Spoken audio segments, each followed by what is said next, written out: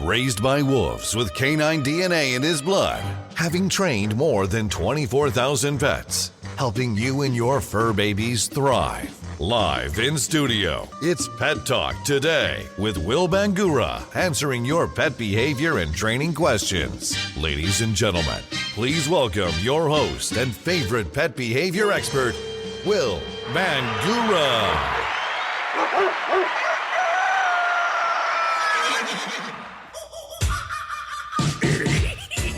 Good Saturday morning, pet lovers. I'm Will Bangura, and you are listening to Pet Talk Today.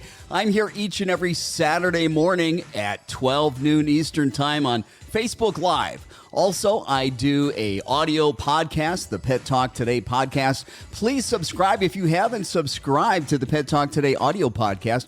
Make sure that you go to Apple Podcast or wherever you listen to your podcast and just do a search for Pet Talk Today. And subscribe to us, because the content that we do here on Facebook, we upload that to the audio podcast, but I do specific podcasts that are just audio as well. So you want to make sure that you're not missing that. Hey, I'm so glad that you're here today. If you're brand new to Pet Talk Today, I want to welcome you. If you're a regular listener, regular viewer of Pet Talk Today, I want to thank you so much for your support. Before we get into the show today, I just want to take a quick second, just a quick second. If you like what we do, please, where you're listening, the audio podcast, please give us a 5-star review. And all you need to do is go look for the Pet Talk Today audio podcast. And then when it comes up, just scroll all the way down to the bottom. It'll give you the option to do, the review. It gives you the stars, and you click on how many stars, and you just do a review. Really, really would appreciate that. I can't tell you how difficult it is to get people to give reviews, even if they love you, right? Because it takes a little bit of time. It is a little bit inconvenient. So I'm asking you to inconvenience yourself today to help me out. Please give us a review. Really, really appreciate that. Do me a favor, hit that like button, and also hit that share button. Please hit that like button, hit that share button. Today is National Pet Fire Safety Day, July 15th. National Pet Fire Safety Day. We'll talk briefly about that. But I also want to talk about a couple topics, and that is, how do you introduce dogs? Especially if you've got a concern that there might be a problem with two dogs getting along and you need to introduce them. I work with a lot of clients where they're blending families, okay? And one family or one partner already has a dog, and they want to move in with their other partner or family that already has a dog. And there might be some issues. And that can be very stressful. It's already stressful to be combining families, to be moving in, or for couples to take that next step to move in together. And imagine this. Imagine they both have dogs that they absolutely love, but they might not get along. Well, how do you introduce two dogs? We're going to talk about the do's and don'ts for a good introduction so that they don't get into a fight and you don't have those kind of problems. Also, I want to talk a little bit about how to help fearful dogs and reactive dogs. Maybe some of you are taking your dogs for a walk, and on the walk, your dog sees another dog, your dog sees another person, and maybe one or two things happens. Maybe they get very scared, or maybe they start getting reactive. When an animal perceives something as threatening, and there doesn't have to be a real threat, but when an animal perceives something as threatening, they're going to go into fight or flight. So they've got a couple options. And a lot of times they're going to go into fight if they can't get away. And that's pretty common. Think about it. They feel like they're trapped. they're going to go into fight. And that's why we see more reactivity on leash and even more reactivity from your dogs when you're holding a really, really tight leash. They're scared. They can't get away. That's part of it. The other part of it is the frustration. They get to the end of that leash and they're being restrained. And that increases frustration. It increases drive. And that can make a reactive dog a lot more reactive. Then on the flip side, we've got some of you folks that have dogs that when they see another dog, when they see another person, they become very fearful. Now, they might just start panting. They might start drooling. They might tuck their tail. Their breathing might change. Their pupils may dilate. Their ears might go back. They might want to run away. They might want to run behind you. Well, we're going to talk about what you can do to help give that fearful dog confidence, and what can you do to help that reactive dog not view dogs and view other people as threats. How can you keep them calm? How can you keep them relaxed? Because here's the thing I want you to think about. Reactive behavior. Let's think about reactivity. Let's think about aggression. Okay? That behavior, that outward display of behavior is not the real problem.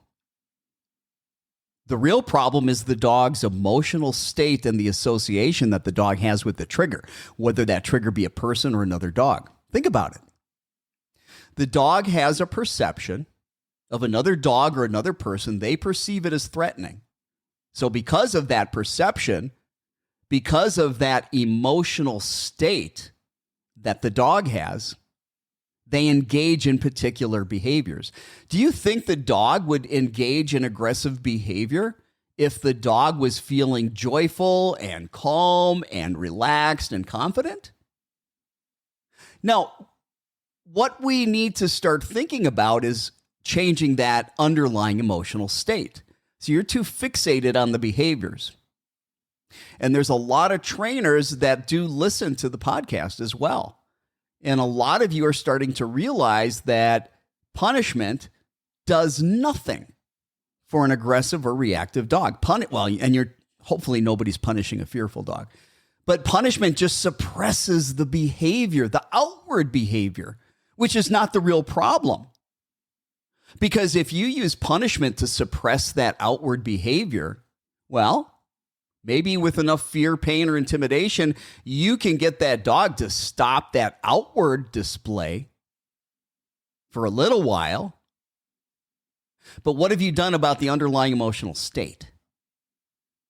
That's like fire. That underlying emotional state is like fire that's underneath a pot of boiling water. That boiling water is not going to stop until you turn off the fire, which is the emotional state. So until you change that emotional state, the behavior is not going to change. Not permanently. Not permanently.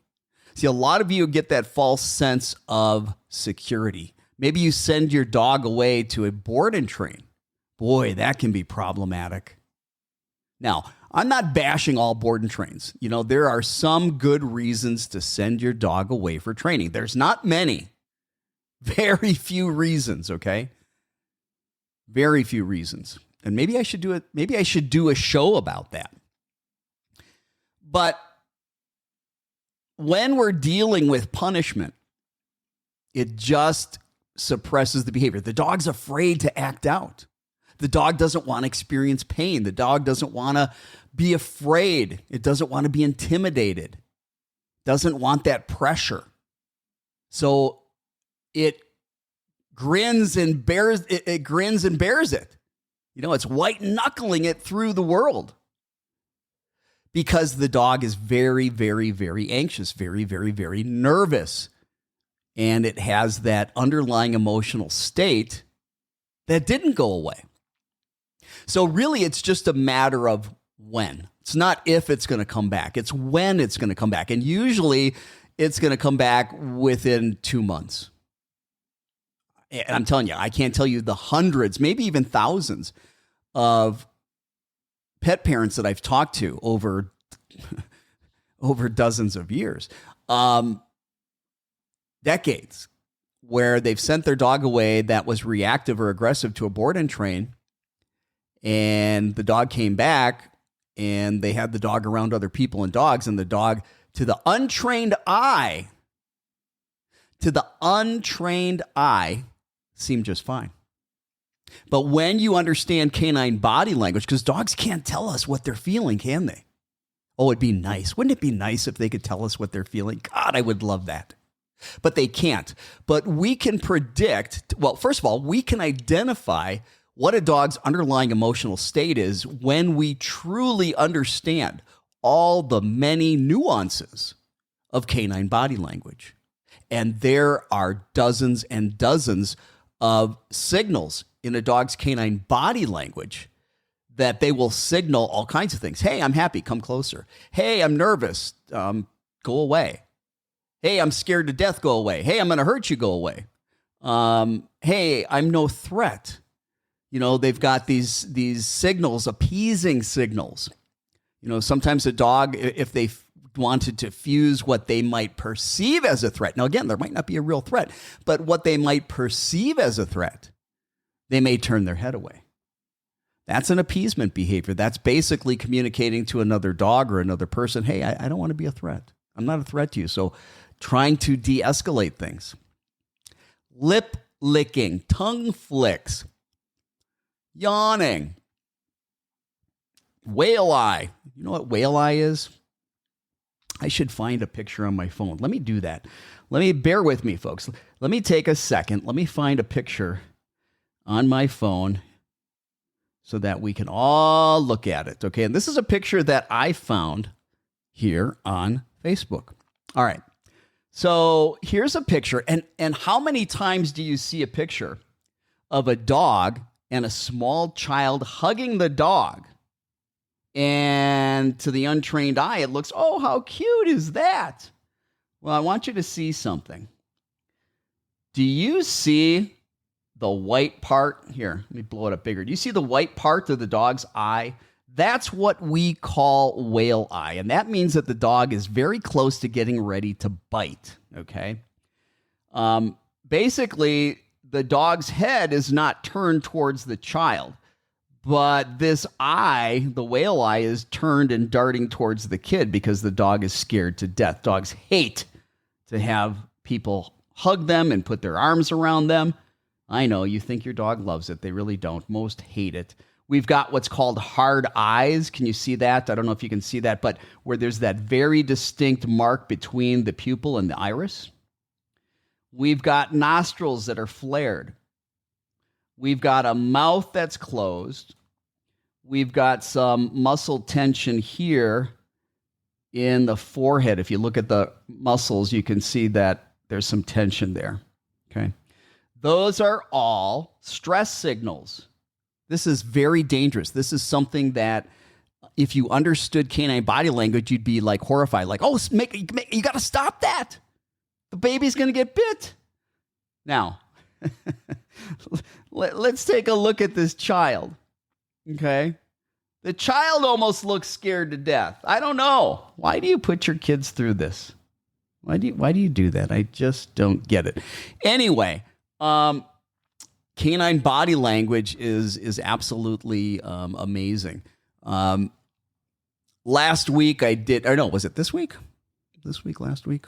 Actually, it was this week, I believe. I went out and I had to assess a dog that allegedly bit somebody. So this is for a dog bite case. And I took video. I took a lot of video. And their attorney for the defendants themselves, who are the pet parents for the dog, and the attorney for the person that got bit, they all, I'm sure, looked at what they saw with the dog from their eyes and thought, yeah, everything's fine with this dog. It's a happy-go-lucky dog. Not at all. I'm not going to go through the details of it, but when you understand canine body language, there's an awful lot that you're going to learn about how your dog is feeling. And that allows you to be able to do what you need to do to help your dog, A, feel better, B, ward off. So you can predict behaviors. Canine body language allows you to predict behaviors. And it was because of the canine body language of the dog that I was assessing that allegedly bit somebody in this court case. Based on the dog's body language, I was able to predict that there is a moderate to high probability that, given the context and the situation of this case, that the dog did bite the person. And this is not an aggressive dog. This is actually a pretty sweet dog. But it's anxious and fearful. And if it perceives a threat, it becomes reactive. And in this case, it most likely bit this gentleman. But yeah, canine body language, it's absolutely huge. National Pet Fire Safety Day. So I was reading about this today and found out, do you know that every year over 1,000 fires are started by your pet? The fires are started by your cat. They're started by your dog. And I was reading, and it's candles. That makes sense, right? Imagine a tail knocking over a candle, or the dog or the cat running around and knocking over a candle. Think about it. Yeah. We light candles at my house. New information. I got to watch for that. Got to be careful. Also, some dogs, depending upon your stove, some dogs actually turned on the stove and a fire started. And then there were some dogs, believe it or not, this is just insane, but in a fireplace, they actually got in there and they pulled out some wood. And I'm telling you, this can happen. I had a Rottweiler. I had a chocolate lab. They both love to go into, I had a fire pit. I'd sit out on the patio. They would love to go in there. I'd have to stop them. They'd go in there and they'd want to take out a little burning piece of wood. Until I saw that, that was new for me. I've never seen a dog do that, but these things happen. Over 1,000 fires a year started by your pets. Now, here's the other thing. Most of us don't even have a plan as far as what are we, the humans, going to do? If there's a fire, what are we going to do? Do we have a plan to get out of the house? Much less get the pets out of the house? Yeah, it's got me thinking. I don't have a plan, but I think I'm going to put something together. And ever see those stickers? I don't know where you can get them, but you can get these stickers. Well, you can get anything on Amazon, but stickers that, you put on your door or the window by the door, and it's specifically for emergency responders. If there is a fire or an emergency, that you put down, hey, I've got 2 cats, I've got a bird, I've got 4 dogs. It's a lot of dogs, huh? But what are you doing preventatively, proactively, in case there's a fire? A, that your pets don't start a fire. B, that they don't get hurt by a fire. And C, what's your plan to get yourself and your pets out safely? Think about that. I'm going to be thinking about that. We're going to be talking about it at my house, I'll tell you that. Okay. I also want to take questions today. I'm going to go to an email question. So, hey, if you've got a question about your dog's training, if you've got a question about your dog's behavior, do me a favor. Go ahead and in the comments section, put your question, type your question in the comments section. And also let me know where you're watching from and what kind of pets you have, where you're watching from, and what kind of pets that you have. Always like to know that. Before I start going into some of the questions about your dog's training and behavior, I need to talk about our sponsor, Calm Dogs. Calm Dogs is the world's most effective calming aid for dog anxiety. And it's not just for dogs that have anxiety.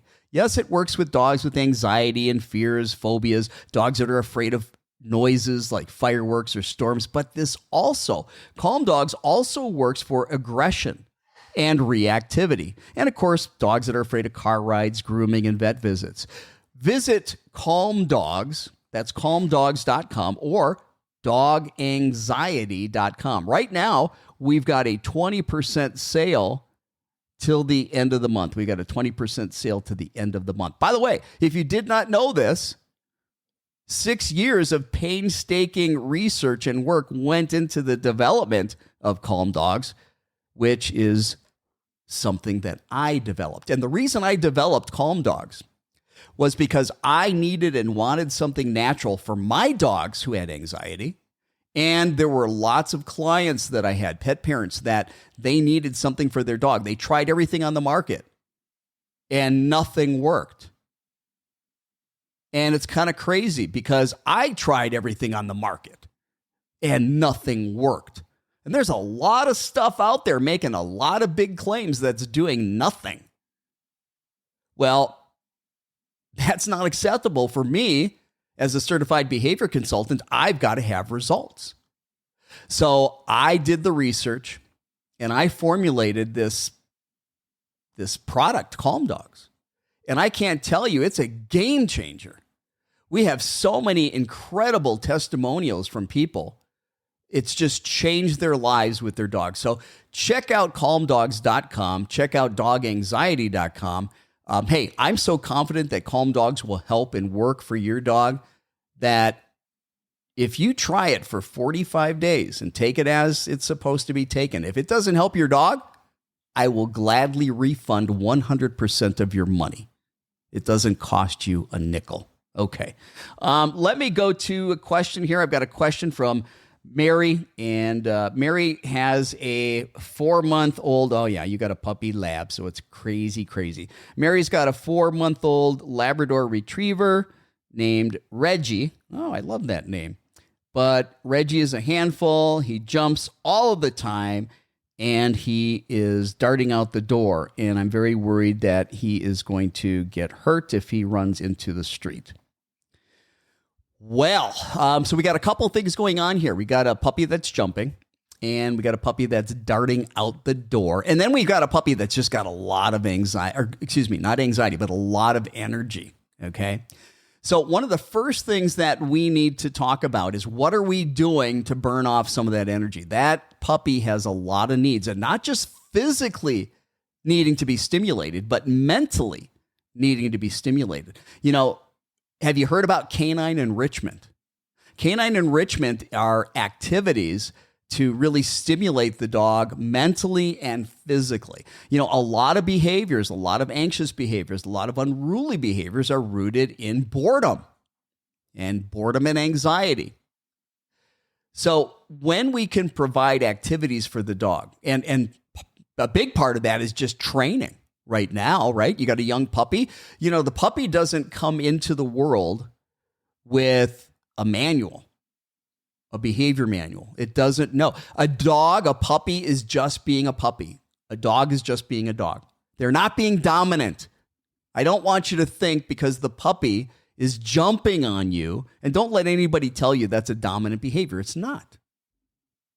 Dog's interested in greeting you. The dog wants to have fun. It wants to engage. I'm not going to get into how we reinforce that behavior and how actually we create jumping behavior, but we do.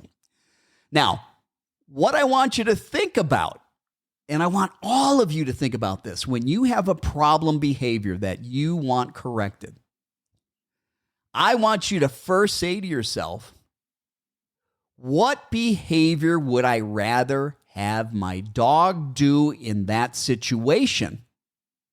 And let's train an alternative behavior that if your dog is committed to doing that behavior, it would be incompatible with the behavior you don't want. So in this case, the behavior you don't want is jumping. What are some things that we could train this puppy to do that would be incompatible with jumping? Well, having the dog sit, training the dog to sit. You know, it can't have its rear end on the ground and be jumping at the same time. It'd have to give up sit to jump. Lying down, that's another great one. Can't be lying down and jumping at the same time. You'd have to give up lying down to jump. Going to your bed or your spot or your place. Hey, if they're hanging out on their bed or their spot or their place, they can't be jumping. Now, when you come home and your puppy jumps on you, It's a big deal. Are you getting super excited to see your puppy? Well, stop. You need to freeze like a tree. You need to make sure that when you come home, you're the most boring, calm, stationary individual in the world. Don't get your puppy excited. Think about it. You do that, and then you get upset when your dog jumps. You just set your dog up for failure. Stop setting your dogs up for failure. So, your dog is happy and excited to jump on you. That's positive reinforcement. Your dog is happy. Your dog is excited to jump on others. That's positive reinforcement. So, guess what? When you're training that alternate behavior that would be incompatible to jumping, or the behavior you don't want, if it's a different behavior, you better make sure that the work you're doing with your puppy or dog is a whole lot more interesting and rewarding than jumping on somebody and the petting that they probably get and the excitement of that interaction. So what does that mean? That means that high value food rewards, wonderful toys, you need to be positively reinforcing, and for a lot longer than you think, to make sure that that is a conditioned behavior, not something you have to keep reminding your puppy or dog to do. So here's the deal. How about training your dog every time the door opens up to go to its bed or its spot? How about training the puppy or dog every time the door opens up to sit and stay? Training the puppy or dog every time the door opens up to lie down. Now, first you're going to, probably want to put that on a verbal cue. Start teaching the puppy to sit when you say sit. Start teaching the puppy to lay down when you say down. Start teaching the puppy to go to the dog bed or place or spot when you give that cue. Working on that. Now, what do you need to do? You need to work on that every day. Not a long time. Don't put in 20, 30 minutes. It's way too long. 10 minutes. 10-minute sessions are fantastic. How about you do 3 or 4 of those? Much more effective to do 3 or 4 10-minute training sessions than one 30 or 40-minute session. 10 times more effective. It's a joke to do one training session a day for 20 to 30 minutes or 30 to 40 minutes. Multiple short 7, 10-minute sessions. Those are fantastic. But you're going to want to do this every day, and you're going to do this repetitiously. How many repetitions should you do in a training session? I don't know. How many can you do in 10 minutes? But you want to do as many as you can in those 10 minutes. There's 3 components to teaching sit, to teaching lie down, and to teach the dog to go to place or its spot or its bed. One is actually just teaching the behavior. Sit means your butt's on the ground. Down means your belly's on the ground. You're lying down. Spot, bed, or place means you go to that spot, bed, or place. So the first component is teaching them to do it when you give the command. Now, I like to teach all 3 of those as an implied stay. An implied stay. The word stay does not get your dog to stay.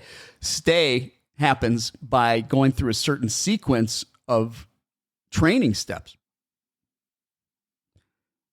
Every time your dog wants to come out of the exercise, whether it's sit or down or going to its bed, spot, or place, you're just going to give that cue again. You're going to get your dog to do it, even if you've got to help your dog. However, don't reward that one. Reward every time you ask for it. But if you don't give your dog permission to come out of sit, if you don't give your dog permission to come out of down, if you don't give your dog permission to come out of being in its spot, bed, or place, give that cue again. Recommand. Help the dog to do that behavior. Do not reward it. Okay? You reward the dog for staying there, and reward the dog often and with a lot. Boom. Here's a treat. Here's a treat. Take a step. Here's a treat. Here's a treat. Here's a treat. Take a step. Here's a treat. Take a step. Here's a treat. Here's a treat. Here's a treat. So don't go far, and don't let there be a lot of time where you're not giving a food reward. Now, I don't want the dogs getting all full and fat because we're giving them so much food. I like to create a meat paste and put it in a squeeze bottle. I'll get some canned chicken, put it in a blender, make a paste. And then I'm rewarding them with a little squeeze of that paste. So it's not like they're getting all full of stuff. And they love it. It's yummy. And trust me, the higher the value the food reward is, the more motivated your dog is to do the behavior, the quicker things are going to happen. So don't be chintzy. Think about the food reward as currency. Okay? I don't know about you, but I'm gonna work harder if you pay me $1,000 versus paying me $1. Think about the food as currency. Okay? So you want to teach incompatible behaviors. It's called differential reinforcement. Think differential, different. What different behavior can you teach your dog? What do you want your dog to do instead of the behavior you don't want? Because what I'm trying to change your mindset is you're going to want to go straight to a correction when your dog jumps. You're going to go straight to punishment when your dog jumps. And that's just simply not fair. You have not taken the time to teach your dog to do something else. And your dog is just being a dog. And if you keep punishing your dog for just being a dog, and if you don't teach your dog alternative behaviors that would be incompatible to stop the behaviors you don't want, you are just going to, on a daily basis, ruin your relationship with your dog. You hear me? Stop the punishment. I know, it's quick. And for lazy people, it seems like a really great solution. But think, from the animal welfare perspective, boy, that really sucks that they have to experience fear, pain, and intimidation for being a dog when we didn't do our job to teach them something else to do. So that's my rant about that anyway. You want to teach your dog alternative behaviors. Let me see if I've got other email questions or if I've got any questions or comments here in the feed right now. Let's see. We got Michelle. Michelle can't get sound to work. Can't hear sound. No sound. No for video. No sound. No sound. Oh my goodness. Nobody's hearing sound. And I've been talking for a long time. Interesting. Well, I'm going to keep going, and I'm going to keep going because we do have the audio podcast, and this is going to be part of the audio podcast. I will figure out what's going on with sound a little bit later. I don't want to get away from what I'm doing here to worry about the sound, because I'm assuming the sound is being recorded for the audio podcast. So I said I wanted to talk about how do you introduce dogs when, especially if you think that there might be a problem with a couple dogs. I gave the example, two people moving in with one another and they each have a dog prior to moving in with one another. The first thing you need to understand about introducing dogs is you don't introduce them right away. And let me tell you what I mean by that. You don't want this quick flash introduction. So one of the things that you should do, especially if you have a concern, spend the first few days swapping scent. What do I mean by swapping scent? All right, you're not introducing the dogs. They don't see each other for the first few days, but you are bringing take a towel and a hand towel and rub it all over each of the dogs. And now give that to the other dog. You want the other dogs to become familiar with each other's scent very well before they ever meet. Okay? Now, the other thing you can begin to do, you can positively associate that scent with high-value food rewards. You can create happiness and positive emotional feelings and a positive emotional state about that scent. When you present that towel and the dog sniffs it, mark and reward, click and reward. And present that to the dog many times throughout the day. And you're going to do that for several days. So that's one of the things.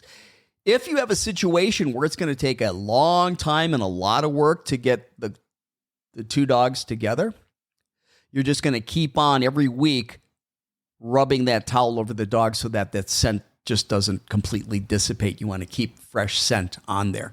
All right, so let's say that we did that for several days. Now, one of the things that we're going to do, we want to go to a neutral location. We don't want to go at one person's property or the other person's property, right? Territorial.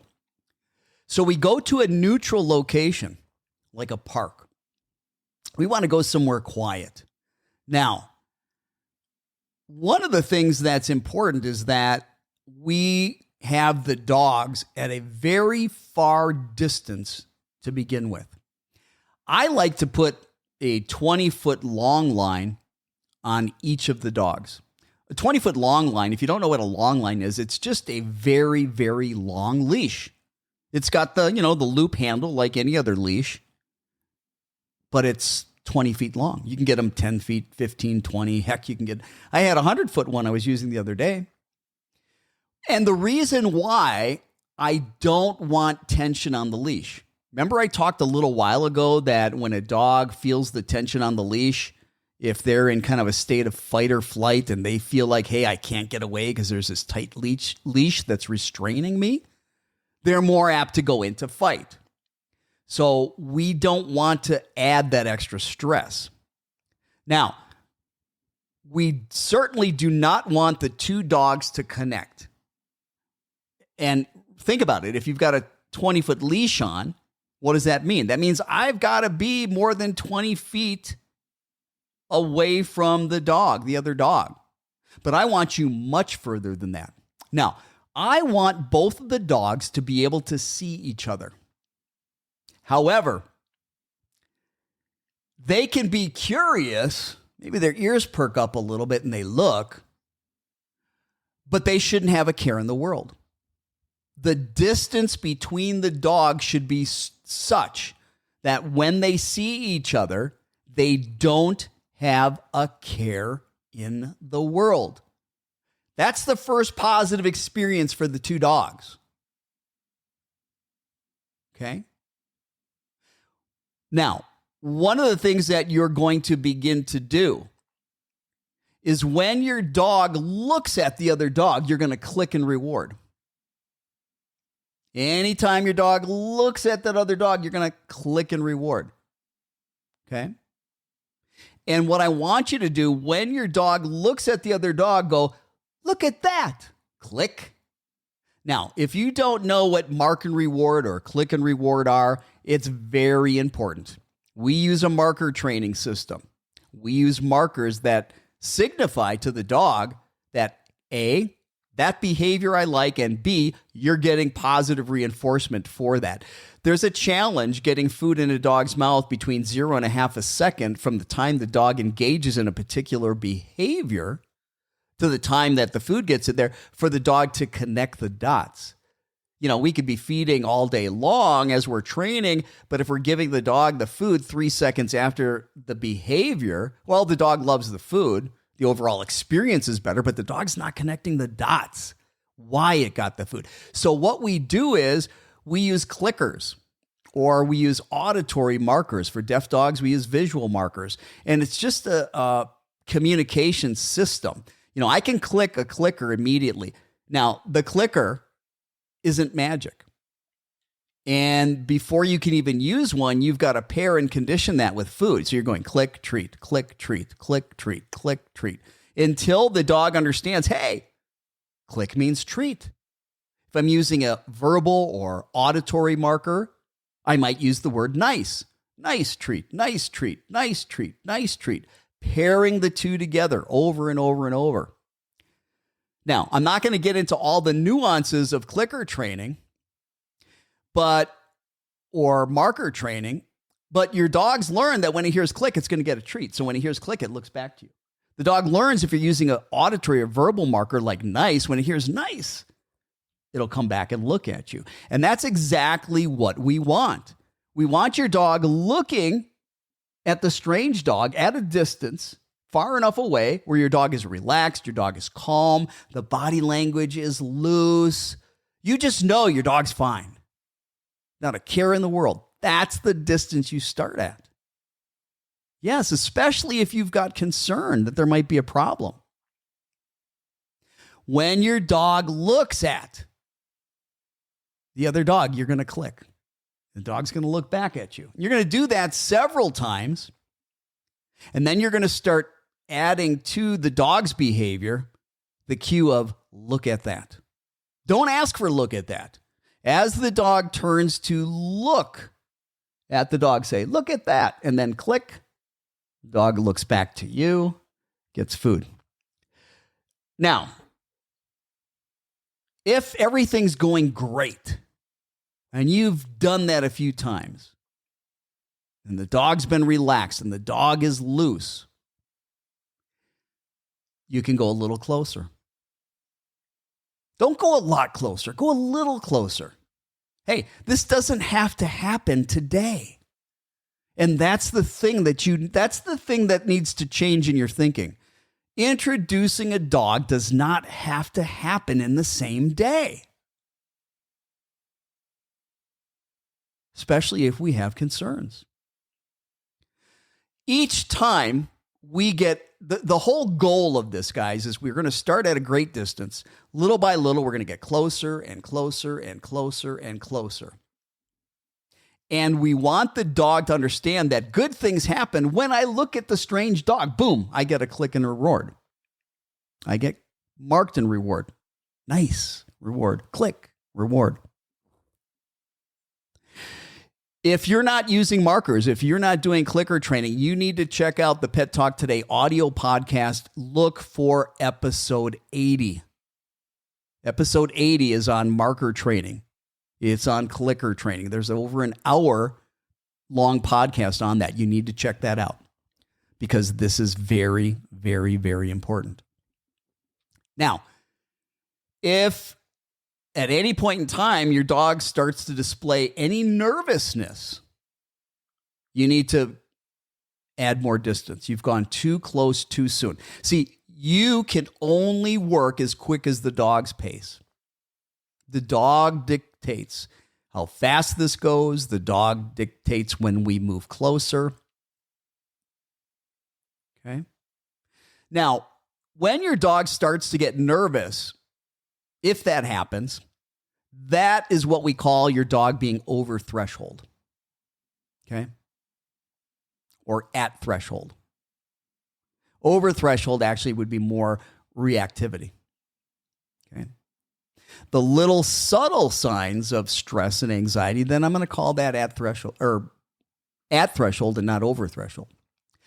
I want your dog below threshold, where your dog doesn't have a care in the world, because I want the association with the other dog to be, hey, that dog is a zero threat. And matter of fact, every time I see that dog, I get high value food rewards. I love seeing that dog. Let's get a little closer. And let's do that some more and a little closer and a little closer.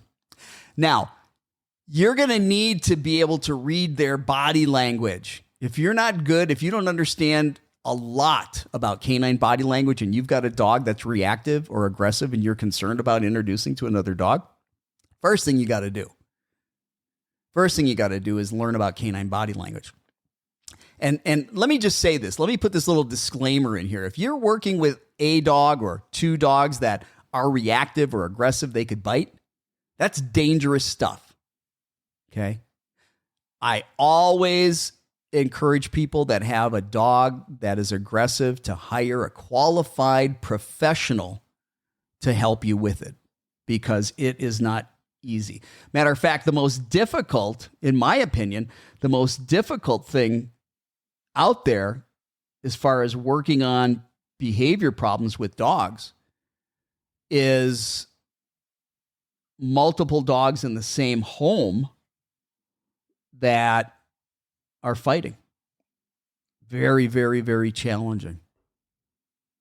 Especially if it's so bad you got to separate them for a while and they can't see each other. Because the work that needs to be done to help them can take about 3 to 6 months. Not easy, but it's got to be done, or you got to rehome a dog. Okay. Now, as you're getting closer, when it comes time, first of all, listen, anytime you see problems, obviously create more distance, right? As you're getting closer and they actually get to connect, they start sniffing one another. 1, 2, 3, remove the dog. 3 seconds. That's my rule. They get to check out each other for 3 seconds. Now I'm going to pull them away because things can be okay for a second or two, and then boom, a dog erupts, and then, whoa, we've got it going on. Bring them, if everything went well with those 3 seconds, bring them back together for 3 seconds. Pull them apart. Back again for 3 seconds. Pull them apart. Now, they've got to be calm. If they're not calm, they don't get to come near each other. You start having them connect for about 3 seconds at a time. And again, this doesn't have to happen in a day. It can take days and weeks if you've got problematic dogs. Doesn't have to happen in a day. Now, after they've connected for 3 seconds several times and things are going really well, how about 20 seconds? How about 30 seconds? But pull them apart. At any time you start seeing some excitable behavior, pull your dog out of there. Because your dog's excitable behavior might trigger the other dog or vice versa. Nervous dogs, boop, dog moves really quick and all of a sudden, boom, they think it's a threat. We want calm dogs. Speaking of calm dogs, have you heard about the supplement Calm Dogs? This is my supplement. This is something that I took 5-6 years to develop because the natural supplements that are on the market really do not work. Go to calmdogs.com, go to doganxiety.com, learn about the Calm Dogs revolution. We are changing dogs' lives and pet parents' lives all across the country. These dogs were suffering with anxiety, separation anxiety, fears, phobias, problems with noise, anxiety and fears, aggression, reactivity, having a difficult time with grooming or vet visits or car rides. I'm so convinced that Calm Dogs will help your dog. It either works for your dog or it's free. And that's why I offer a 100% money-back guarantee. Visit doganxiety.com, visit calmdogs.com today and begin to help your dog. Okay, I want to go to another email question that I have here. And this one is from Jenny. And Jenny says, I've got a dog that barks incessantly. What do I do? Well, Jenny, what does that mean? And I guess I need a little more information. Is your dog barking incessantly when you're home with it? Is your dog barking incessantly when you're gone? See, that makes a big difference. A lot of dogs are going to bark and whine when there's separation anxiety. So I'm wanting to know, is it that? Or do we have a dog that is doing attention-seeking barking? There's all kinds of different barks. There's several different kinds of barking. We've got barks that mean, hey, come closer. There are barks that mean, hey, get away. There are barks that mean, hey, I want to play. There are barks, do this. There are barks, hey, I'm worried about this. All kinds of different barks, and they sound differently.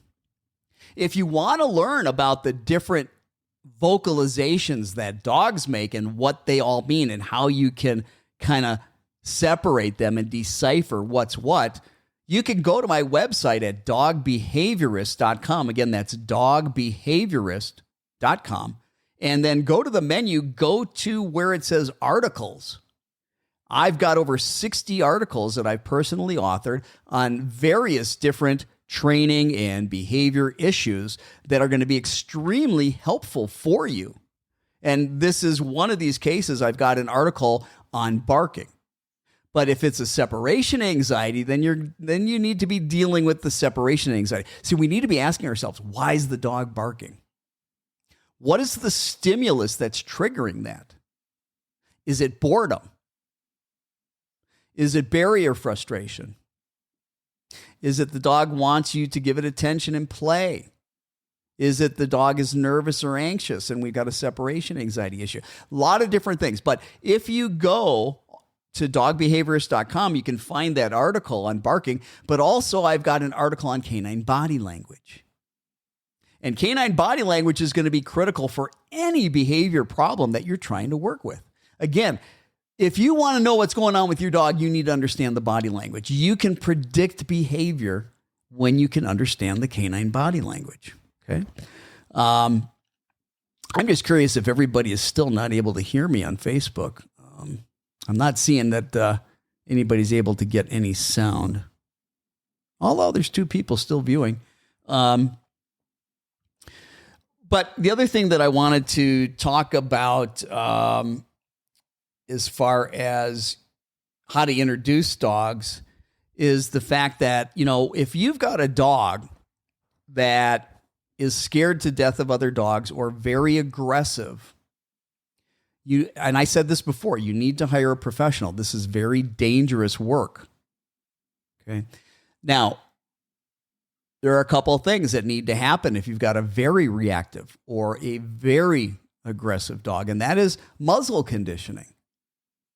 We've got to be safe. That means that you have got to get your dog used to wearing a muzzle. And dogs hate it when you just slap a muzzle on them. One of the things you can do with a muzzle, now I like the wire basket muzzles, but a different kind of basket muzzle, like Baskerville, will work. I don't like those mesh material muzzles. They're very constricting, but when there's a basket muzzle, the dog can drink, the dog can eat, the dog can breathe. And that's the most important thing. It's a lot more comfortable. But what I like to do is I like to turn that basket muzzle into a little bowl by wrapping saran wrap around it. And I start putting yummy treats in there. I put the dog's food in there. And the first couple of weeks, I just present that muzzle to the dog and they start sticking their snout in there, grabbing and eating yummy stuff. After a couple of weeks, they love it when I bring that muzzle out. They come running to me. Then after that, what I do is I take the saran wrap off. I'm not using it or making a bowl out of it and putting food and treats in it. Now I'm going to put a little piece of packing tape, clear packing tape on the inside of that basket muzzle. And I'm going to smear a little bit of food schmear, peanut butter, some kind of meat paste, something really yummy. Okay. I like the peanut butter if your dog doesn't have a nut allergy, and make sure it's sugar-free, because they're licking and they're licking and licking it. It doesn't go away right away. It takes them time to get through it. So what I'm doing is I'm putting a little smear of peanut butter on this packing tape that's on the inside of the muzzle, on the muzzle. I don't want to get the muzzle full of peanut butter, so I can just rip that tape off and everything's clean. But what I can do now is I can now present that muzzle like this, right? And put it over the dog's snout. And now the dog has got it over its snout and it's licking that peanut butter. And as it's licking that peanut butter, I'm messing with the straps. I might not be buckling it. If the dog looks really comfortable, I might go to buckle it and see what happens. But I'm just going to mess with the straps for a little while and take it off, put it back on, mess with the straps, take it off, put it back on, mess with the straps. Then eventually I'm going to buckle it up. Now, when you're trying to get your dog used to something they might not like, whether it's another dog, a person, whether it's the muzzle, You've got to do this slowly. You've got to do this gradually. You've got to do this systematically. At any time your dog starts looking nervous or uncomfortable, you're moving too quick. You see what I'm doing here? I'm pairing positive things with that muzzle. And I'm doing it gradually in little bite-sized pieces. I'm breaking it down into baby steps and getting the dog used to it. If you got an aggressive dog, if you got a reactive dog, yeah, we want you to work with other dogs or people and helpers and trainers and behavior consultants and behaviorists to be able to close that distance so that they are more comfortable with dogs or people if they have those problems. But like I said, we've got to do that gradually. We've got to do that systematically. We've got to do that slowly. Now, for very, very, very severe cases, you might need medication. Oh, I said the M word. Nobody likes that.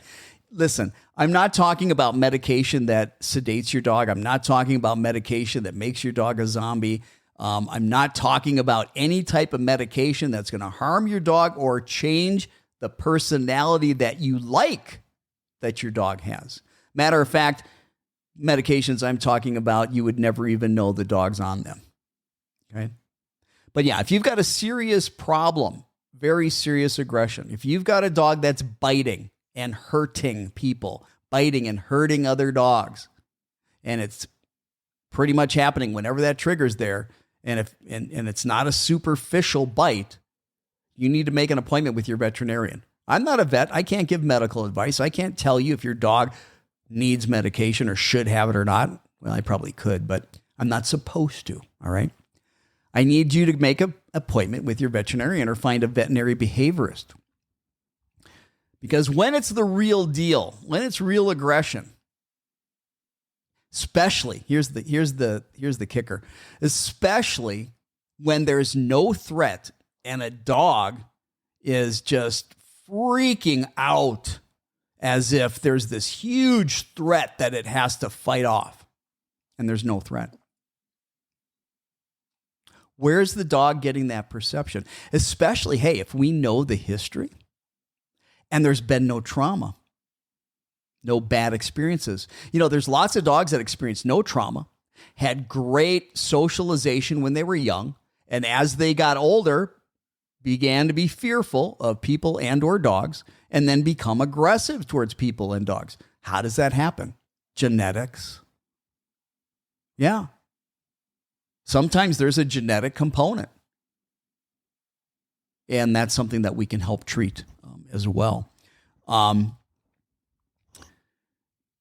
Let me look and see if we've got other questions here. Okay, I've got a question from Jimmy. And Jimmy says, I've got a 3-year-old Shih Tzu, and this is funny because it's a Shih Tzu. I'm sorry. I can't get the puppy. I can't get the dog to stop going to the bathroom in the house. And that's not the word he used. You know, there's nothing worse than a dog that uses the house as a toilet. And I'm not a fan of setting paper down or pee pads or anything like that. I don't think it's a good idea to teach your dog to use the house as a toilet. And that's what putting paper down or using pee pads does. Listen, I know you think that your dog understands that it shouldn't go in the house. I'm here to tell you that's not the case. Get that out of your head. If your dog knew it wasn't supposed to go in the house, it wouldn't do it. You've got to start over from scratch, potty training. Yep. And what does that mean? The number one rule when it comes to potty training is that you need to supervise or confine. Whenever you can't see the puppy, it needs to be in a crate. So you need to do crate training. But yeah, you got to start over potty training 101. Getting the dog out there every hour. Having high-value food rewards, rewarding the dog when it goes to the bathroom in the correct place, making sure that you don't let the dog get out of your eyesight, making sure that you confine the dog when you can't watch the dog. Make sure that before you confine the dog, that you let the dog go outside to relieve itself. Now, I am just about out of time. What you can do, if you've got a problem, all right, Jimmy and anybody else with potty training, go to the Pet Talk Today audio podcast. Do the search Pet Talk Today. Go to Apple Podcasts, whatever. Wherever you get your podcast, look for episode 16. That's season 1, episode 16. And that is a full hour on potty training. I guarantee if you follow the instructions in episode 16 and my guide for potty training, you can't help. You can't help but have success. Well, that music means that we are out of time. Those of you that were watching on Facebook, apparently we didn't have sound. I want to apologize for that. Hopefully you're watching subtitles or you go to the audio Pet Talk Today podcast. I'll be back next Saturday. Have a wonderful weekend. Don't forget to train. Practice makes not perfect, but permanent.